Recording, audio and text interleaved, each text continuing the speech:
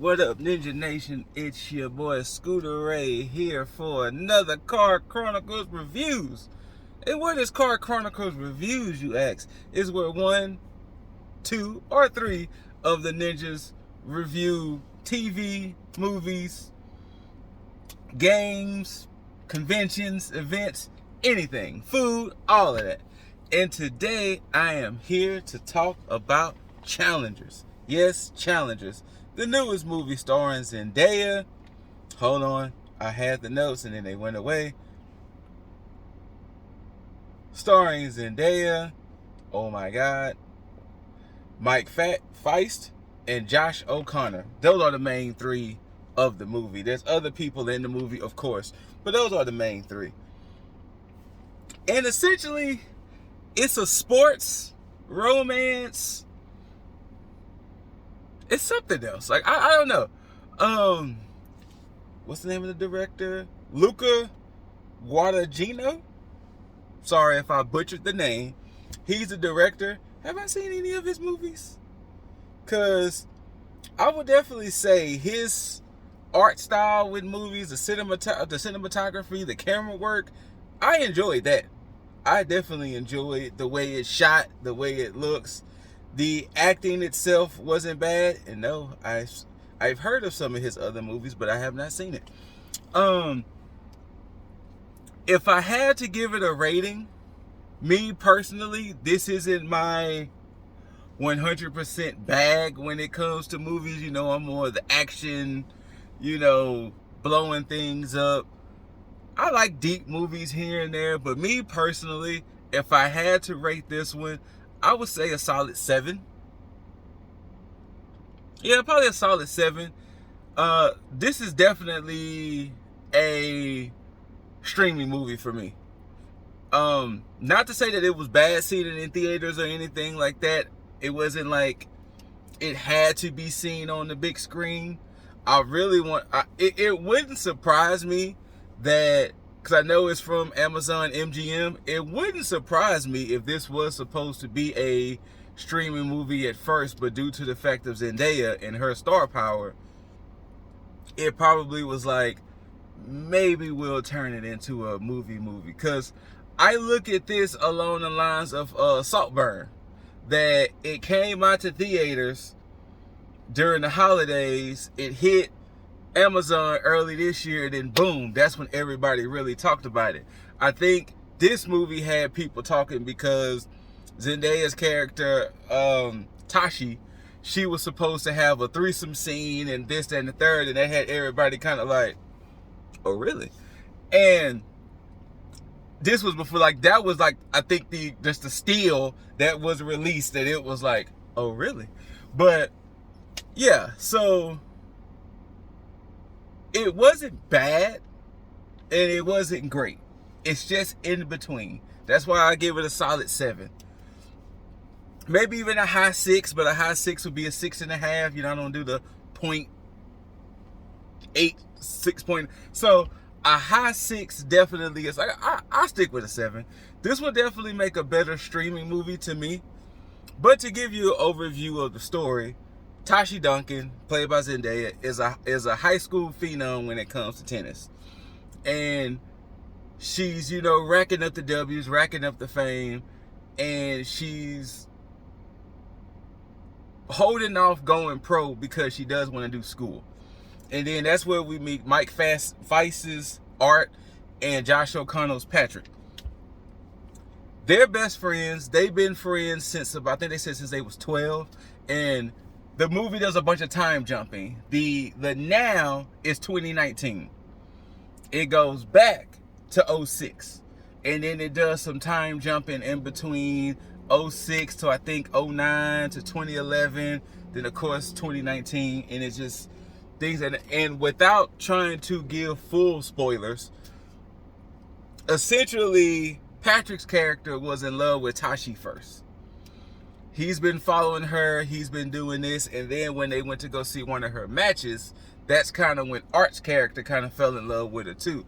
So essentially, they were both competing for her, in essence.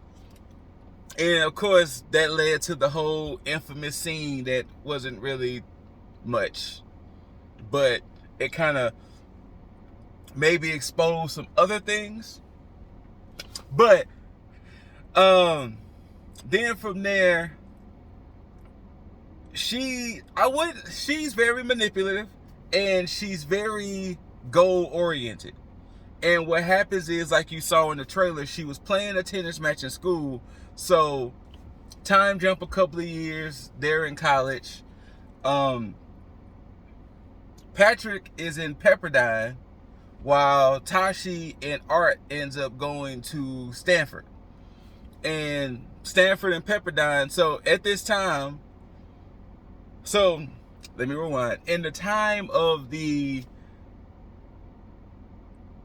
sex scene and all of that, she told them, well, whoever wins out of y'all two tomorrow gets my number. Spoiler alert, it was Patrick. Patrick gets the number. They were a couple, and they've been a couple for a few years. And then, of course, the infamous scene where she gets hurt during a tennis match.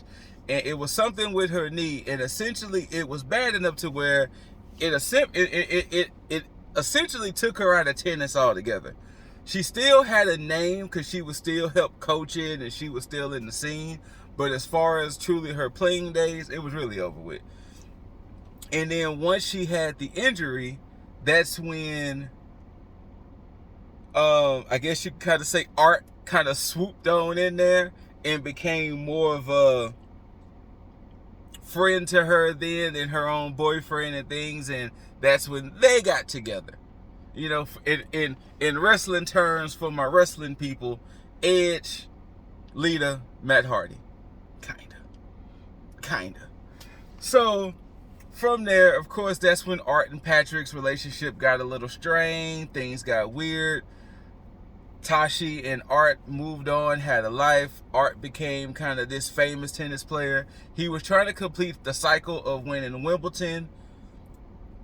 I forgot the other big tennis tournament, in the U.S. Open.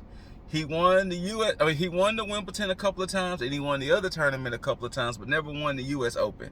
And then if we're fast forwarding to 2019, that'll put them around 31, 32-ish, somewhere up in there. So he's feeling like, you know, my days as a player is starting to kind of dwindle and things like that.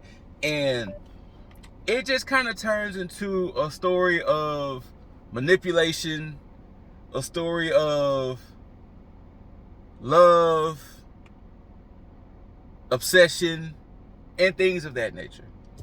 I thought the story played out pretty well of how they did the time jumps, like, cause what we see in 2019 plays out to where it made sense for them to time jump it the way they did. And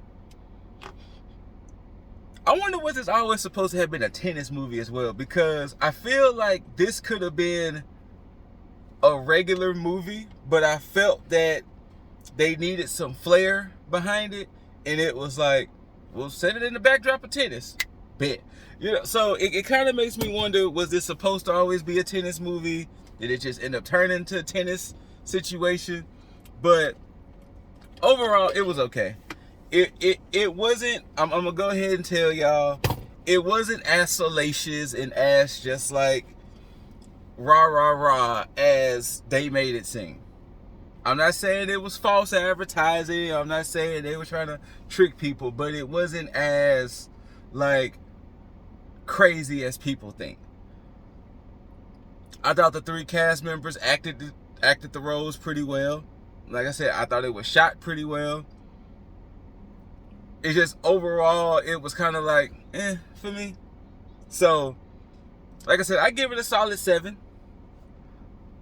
Not saying this is definitely a run to the theaters and, you know, see this movie. In hell, even if you see people talk about it and they kind of give full-fledged spoilers and details, it still wouldn't ruin the movie, because it's not one of those type of movies like that to where there's like a big twist or there's some overarch grand story to where, you know, if you get spoiled on it, then it's like, well, I don't want to see the movie then. Nah, it's not one of them type of movies. It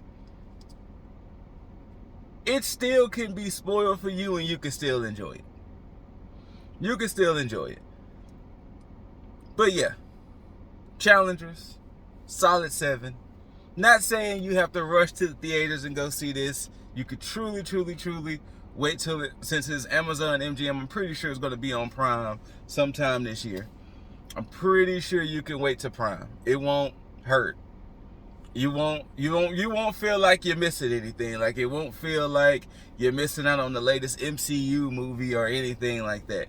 You can 100% wait till it comes to streaming. In hell, I wouldn't be surprised, like other movies we discussed before, that it might find some new legs in a streaming world rather than, being in theaters. But that's my opinion, one of many. I just had to get my feelings out. Just like how we always do with the CCRs. Had to get our feelings out.